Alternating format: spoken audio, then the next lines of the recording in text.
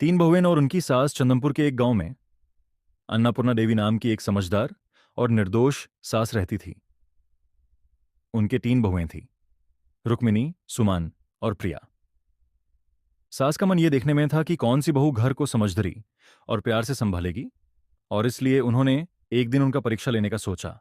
एक दिन अन्नपूर्णा देवी ने तीनों बहुओं को अलग अलग एक कटोरी चावल दिया और कहा, इस चावल का ऐसा उपयोग करो कि इसका मोल बढ़ जाए। 3 दिन के अंदर मुझे इसका हिसाब देना। पहली बहू रुक्मिनी ने सोचा कि चावल को बेचकर पैसे कमा लेती हूं। उसने वो चावल बाजार में बेच दिया और कुछ रुपए कमा लिए। वापस आकर उसने सास को पैसा दिया और कहा, मैंने चावल का मोल बढ़ा दिया। दूसरी बहू सुमान ने सोचा कि चावल को खा लेना ही सबसे अच्छा उपाय होगा। उसने चावल को अपने परिवार के साथ मिलकर खा लिया और सास से कहा, मैं चावल को व्यर्थ नहीं जाने देना चाहती थी, इसलिए इसे खा लिया।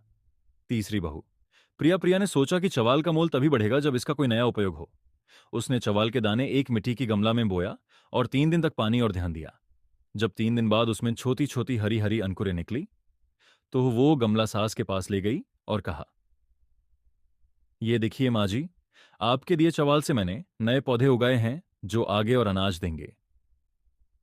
सास का फैसला अन्नपूर्णा देवी ने तीनों बहुओं की बात सुनी और कहा, रुक्मिनी, तुमने पैसा कमाकर अपनी सूझबूझ दिखाई, लेकिन चावल अब खत्म हो गए। सुमन, तुमने चावल को अपने और परिवार के लिए इस्तेमाल किया, लेकिन इसका आगे कोई लब नहीं। पर प्रिया, तुमने समझदारी और दूरदर्शिता दिखाई। तुमने चावल को आगे के लिए और उपयोगी बनाया। तुमने यह सिखाया कि कोई भी चीज अगर सही दिशा में लगाई जाए तो उसका मोल बढ़ सकता है। इस प्रशंसा के बाद अन्नपूर्णा देवी ने प्रिया को घर के काम और फैसलों में सबसे ज्यादा समर्थन और जिम्मेदारी दी। नैतिक शिक्षा हर वस्तु की कीमत उसके उपयोगी होने और समझदारी से उसका इस्तेमाल करने में है।